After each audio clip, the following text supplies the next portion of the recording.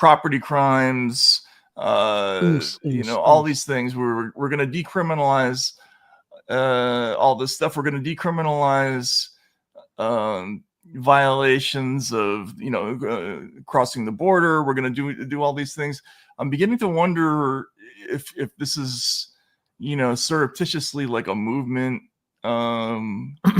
it's sort of anti-nationalist movement in the sense of being against nations. You know what I'm saying? I mean, I think it's quite clearly that at some level, at the big planning level, at the WEF and at the Brussels level, obviously there is a thought that, immigration and diversity and free movement of people across borders and so on is something to be desired.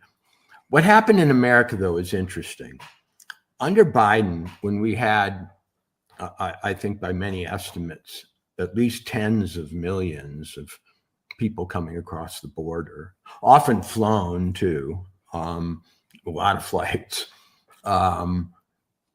It was portrayed to the American people that there was an irresistible pressure in the world to migrate to the United States, that it was something born of chaos abroad and desire for the American dream and so on.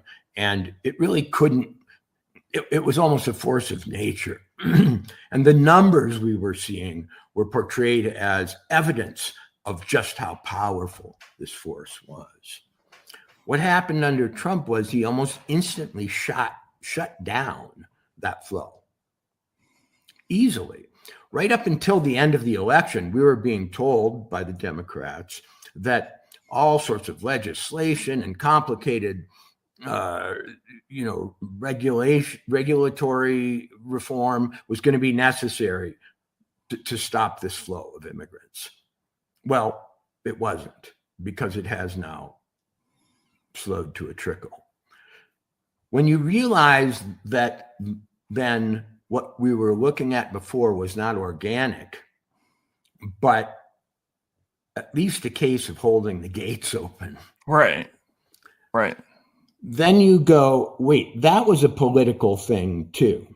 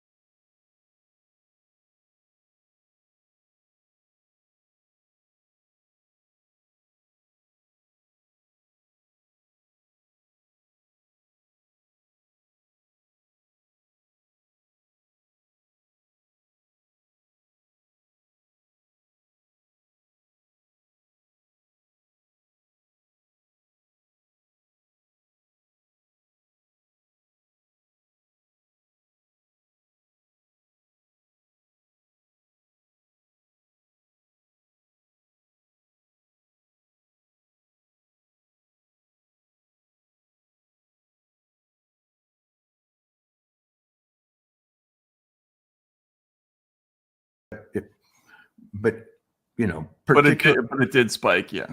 Particularly that one, and now once on, it's a little bit like squatters' rights or something. You can try to keep them out, but once they're in, you can't do anything.